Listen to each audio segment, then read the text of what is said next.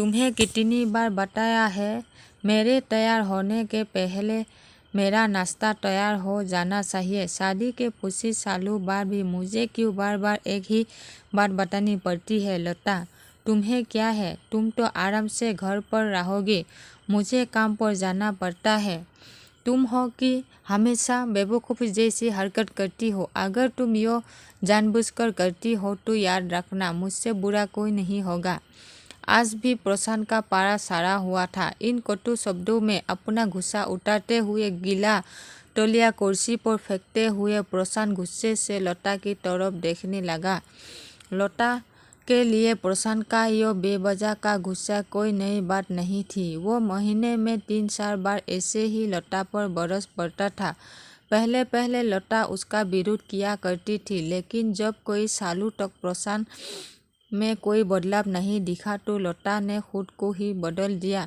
अब प्रशांत के कुछ भी कहने से लता को कोई फर्क नहीं पड़ता था। प्रशांत की हर बात वो चुपचाप शीश नीचे झुकाए सुन लेती थी। शादी के पहले 5 साल तक लता ने पूरी कोशिश की थी कि प्रशांत को बदला जाए, लेकिन फालतू का गुस्सा करना और बाद में लता को भला बुरा कहना यूँ मानो जैसे उसकी आदत बन गई थी। कोई भी बात विवाद होता तो प्रशांत सीधा लता को बोल देता, अगर मैं तुम्हें अच्छा नहीं लगता तो क्यों नहीं चले जाते अपनी मायके, क्यों रहती हो मेरे साथ। इतना सब कुछ होने के बावजूद लता प्रशांत के साथ रहती थी, क्योंकि उससे अपनी बेटी की फिक्र थी। और वो जाती भी तो कहा, अपने बुरे हो चुके माँ बाप को इस उम्र में परेशान करना वो नहीं चाहती थी। समाज और लोग क्या कहेंगे यो भी तो उसे देखना था। वो इतनी पढ़ी लिखी भी तो नहीं थी कि खुद जाकर कोई नौकरी कर सके और अपना और अपनी बेटी का पालन पोषण कर सके। लता को अब अपनी फिक्र नहीं थी, उनको फिक्र थी तो बस अपनी शादी लायक हो रही बेटी की। लता नहीं चाहती थी कि पति पत्नी के झगड़े की वजह से काव्या डिस्टर्ब हो। काव्या की पढ़ाई पूरी हो चुकी थी, उसके लिए अब शादी के रिश्ते आने लगे थे। कई रिश्तों को काव्या ठुकरा चुकी थी। 2-3 महीने बाद एक अच्छा रिश्ता आया। रिश्तेदार और पहचान के लोगों ने भी लड़के के बहुत गुणगान की थी। प्रशांत एक शाम अपनी बेटी के पास बैठकर उससे बताने लगा, काव्या बहुत अच्छा लड़का है, पढ़ा लिखा है, बड़ा घर है, बहुत अच्छी नौकरी है। ऐसी रिश्तेदार बार बार नहीं आती बेटा, इस बार मना मत करना। काव्या अपने पिता से ज़्यादा बात नहीं करती थी, शायद डरती थी या शायद नफरत करती थी, लेकिन आज वह अपने पूरी हिम्मत एकता कर बोली, मुझे अभी शादी नहीं करनी है पापा, मैं नौकरी करना चाहती हूँ, खुद अपनी पैरों पर खड़ी होना चाहती हूँ। हाँ तो इनमें क्या बड़ी बात है, मैंने लड़के से बात की है, वो तुम्हें किसी बात के लिए नहीं रोकेगा, तुम शादी के बाद भी नौकरी कर सकती हो, वो तुम्हें नौकरी के लिए परमिशन दे देगा। प्रशांत बोला, मेरा नौकरी करना या ना करना उसकी परमिशन पर क्यों डिपेंड रहेगा पापा, काव्या ने पूछा। मैं कह रहा हूँ ना, तुम्हें किसी भी चीज़ की कमी नहीं होगी वहाँ, ऐसे रिश्ते बार बार नहीं आते, इसे ठुकरा मत, बहुत खुश रहोगी तुम वहाँ। प्रशांत बोला, पापा क्या मैं इतनी ही खुश रहूँगी जितनी मम्मी इस घर में खुश है, काव्या ने तंग कसते हुए कहा। आज तुम्हारा जवाब कुछ ज़्यादा नहीं चल रही।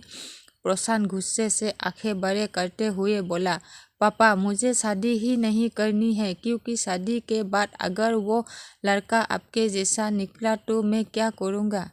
मुझे आपके जैसा जीवन साथी नहीं चाहिए जो बिना बात के मुझ पर हमेशा चिल्लाए। मुझे कुछ भी अपनी पसंद का लेना हो तो 10 बार सोचना पड़े, कहीं वो नाराज ना हो जाए। मेरे तबीयत कैसे भी हो उसके परवाह ना हो, रोटी थोड़ी सी मोटी बन जाए तो घर सर पर उठा ले, उसकी चेकबुक ना मिले तो भी मेरा ही दोस्त निकाले और हर छोटी मोटी बात पर मुझे मायके जाने के लिए कहे। काव्या ने अपना दिल खाली करते हुए पापा से सब कह दिया। प्रशांत का गुस्सा 7वें आसमान पर था, लेकिन उसके मुंह से एक भी शब्द नहीं फूट रहा था। वो काव्या की बातें सुन रहा था। काव्या उतना ही बोलकर चुप नहीं हुआ।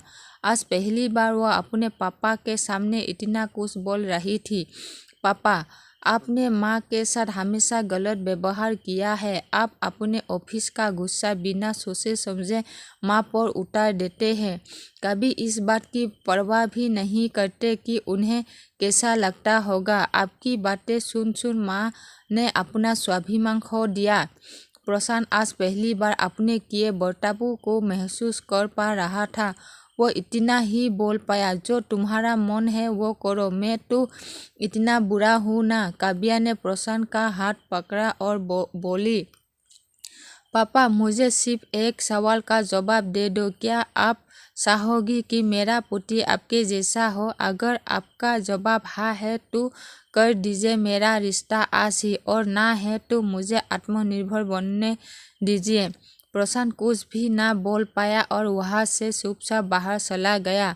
आज उसे लता के सामने जाने के शर्म आ रही थी। चलते चलते उसकी आंखों से आंसू बह रहे थे। प्रशांत ने आज से अपने आप को बदलने का निश्चय किया। अगले दिन से लता ने अपने पति में काफ़ी बदलाव देखा। वो सोचने लगी कि जो हिम्मत काव्या ने दिखाई है, वो हिम्मत अगर मैं पहले ही दिखा देती तो शायद आज परिस्थिति कुछ और होती। अब काव्या पढ़ लिख कर अच्छी नौकरी करने लगी थी और 3 साल बाद उसके लिए एक अच्छा रिश्ता आया। और उसकी विदाई पर प्रशांत बोला, बेटा, तुम हमेशा खुश रहोगी क्योंकि तेरा पति तेरे बाप जैसा नहीं है।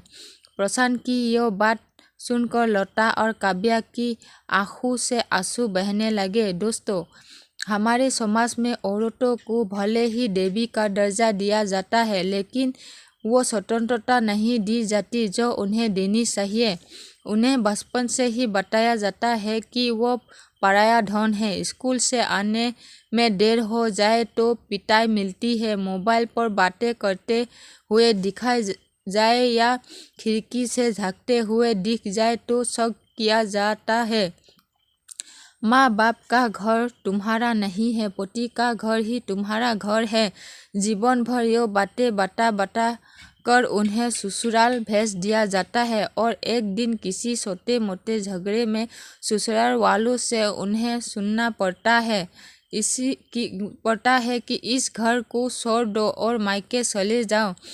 अब ही बताओ दोस्तों, ऐसे स्त्रियों का सच्चा घर कौन सा है? आखिरकार वो किस घर को अपना कहे? हमेशा की तरह पूरी कहानी पढ़ने के लिए आपको धन्यवाद दोस्तों। उम्मीद है यह कहानी आपके दिल को छू गई होगी। ऐसे ही सीधे दिल तक उतरने वाले कहानी पढ़ने के लिए आप हमारी चैनल को सब्सक्राइब कर लीजिए।